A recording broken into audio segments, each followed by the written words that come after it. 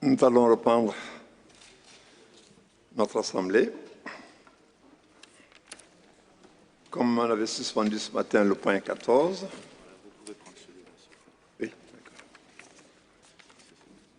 Avant de vous donner les résultats,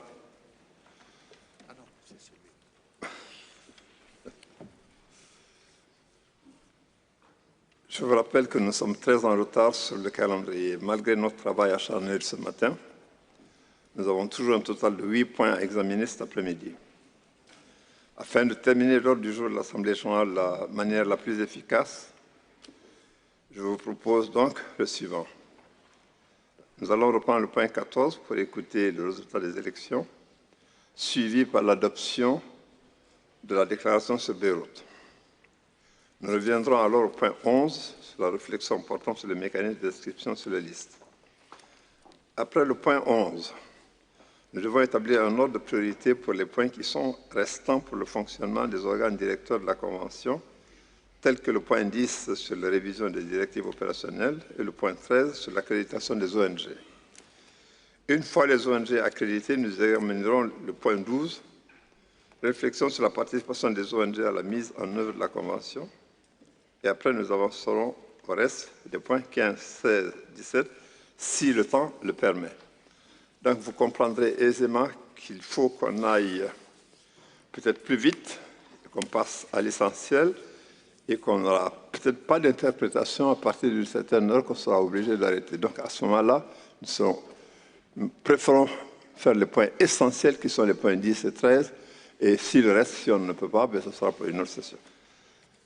Je commence par vous donner le résultat des élections au comité.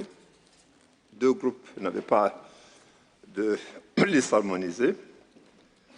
Nous avons le plaisir de vous annoncer qu'il y a eu 146 votes, 3 nuls, 0 abstention. Voici les résultats par groupe électoral. Pour le groupe 2, un siège à pourvoir. Albanie, 41 voix. Tchéquie, 102 voix. La Tchéquie est donc élue. Pour le groupe 4, un siège à pourvoir. Inde, 66 votes. La République de Corée, 80. La République de Corée est ainsi élue. Nous félicitons les élus, félicitons les entrants et bravo à tous qui ont été élus ce matin et ceux de cet après-midi. À ce moment-là, pourrions-nous procéder par conséquent à l'adoption de notre résolution, le 8.GA14, que vous trouvez en page 7. Oui. Il faut que pour que vous soyez complètement édifiés qu'on n'a pas inventé nos chiffres, on va les montrer à l'écran pour qu'ils soient définitifs.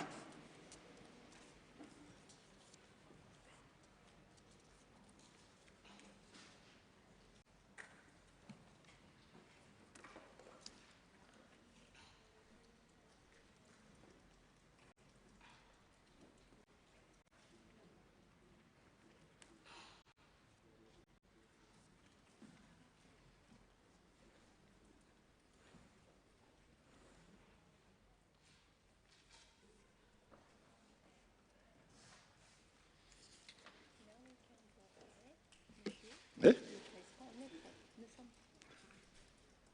Je suis prêt. Bien. Comme vous le constatez, donc, nous avons notre comité. La résolution 8.GA14 se trouve en page 7. A priori, il ne pose pas de problème, à moins qu'il y ait des objections à son adoption. Je n'en vois pas. Adopté. Félicitations à tous.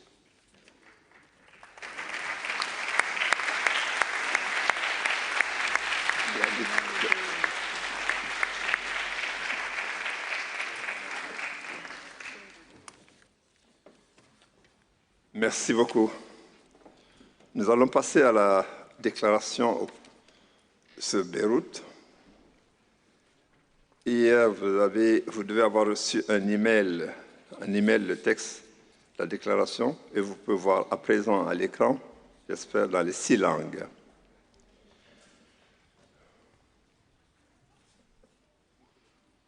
Voilà, merci.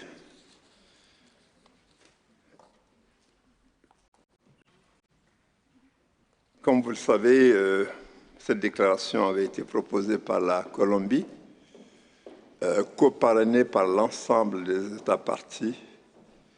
Je suis sûr que tout le monde, dès lors, approuve ce texte qui exprime tout le soutien et la sympathie envers le Liban et son peuple, exprimé par la 8e session de l'Assemblée générale. Je propose par conséquent que nous l'adoptions par acclamation.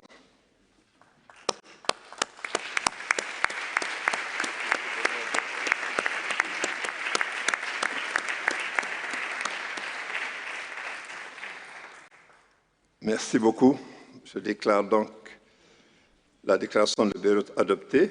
J'aimerais demander au secrétariat de publier cette déclaration sur le site de la Convention. Et en remerciant tout le monde, je pense que le Liban souhaiterait prendre la parole. Vous avez la parole, le Liban. Yes, thank you, Mr. Chair. I know the constraint of time. I just want to say that it's really heartwarming to see such a unanimous act of solidarity and sympathy, and above all, an act of confidence in Beirut, Lebanon, and the Lebanese people. Thank you, Colombia, for your initiative. Thank you, Mr. Chair, for supporting it. And of course, my deepest gratitude to all of you, dear colleagues, state members of the convention gathered here in the 8th General Assembly. Trust that the Beirut you are today supporting within the framework of this convention will one more time prove to be a renewed expression of cultural resilience and will live up to UNESCO ideals and more particularly to our cherished value of diversity, the essence of our living intangible heritage. Thank you very much.